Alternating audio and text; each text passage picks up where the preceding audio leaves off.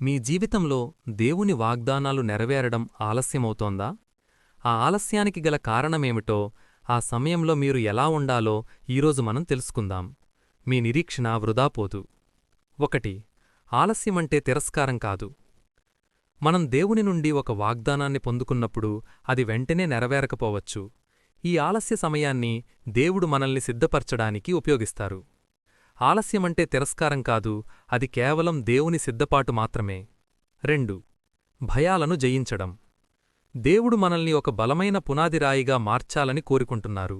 అందుకే మనలోని మరణభయం, ఆర్థిక భయం లేదా అనారోగ్య భయం వంటి వాటిని బయటకు తీసి వాటిని విశ్వాసంగా మార్చడానికి ఆయన సమయం తీసుకుంటారు. అబ్రహాము, ఇస్సాకు, యాకోబుల జీవితాల్లో కూడా దేవుడు ఇదే చేశారు. 3. వాగ్దానాన్ని గట్టిగా పట్టుకోవడం. కష్టకాలంలో లేదా ఆలస్యమవుతున్న సమయంలో మనం చెయ్యాల్సింది ఒక్కటే, మనకు ఇవ్వబడిన ప్రవచనాన్ని లేదా వాగ్దానాన్ని పట్టుకోవడం. తిమోతీకి పౌలు చెప్పినట్లుగా మనకు ముందుగా వెళ్లిన వాగ్దానాలను ధ్యానిస్తూ ఆత్మీయ పోరాటం చెయ్యాలి. ఆ వాగ్దానాలే మనల్ని శోధనంలో పడిపోకుండా కాపాడతాయి.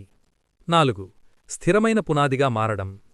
దేవుడు మీ భయాలను వేరుతో సహా పీకేయాలని చూస్తున్నారు.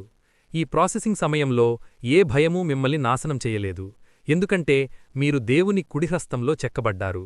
మీరు ఒక స్థిరమైన పునాదిగా మారినప్పుడు మీరు పొందుకునే ఆశీర్వాదం 1000 రెట్లు ఎక్కువగా ఉంటుంది. కుదురుబాటు కాలములు రాబోతున్నాయి. దేవుడు మీ గాయాన్ని కట్టి బాగుచేసే రోజున మీ జీవితం ఏడంతల సూర్యుని ప్రకాశంలా మారుతుంది. మీ అప్పులు తీరిపోతాయి, రోగాలు మాయమవుతాయి, విడిపోయిన కుటుంబాలు కలపబడతాయి, ప్రతి శత్రువు మీ పాదాల కింద ఉంటాడు. ఈ సంవత్సరం మీలోని భయాలన్నీ తొలగిపోయి మీరు దేవుని ఆశీర్వాదాలను అనుభవించబోతున్నారు. ఆలస్యమవుతోందని కృంగిపోవద్దు, దేవుడు మిమ్మల్ని గొప్ప కార్యానికి సిద్ధపరుస్తున్నారు. ప్రార్థన. నజనేయుడైన యేసునామంలో ఈ వాక్యం వింటున్న ప్రతి బిడ్డపై ఉన్న భయాలు తొలగిపోవునుగాక. మీ వాగ్దానాలు నెరవేరునుగాక. అనారోగ్యంతో ఉన్నవారికి ఇప్పుడే స్వస్థత కలుగునుగాక.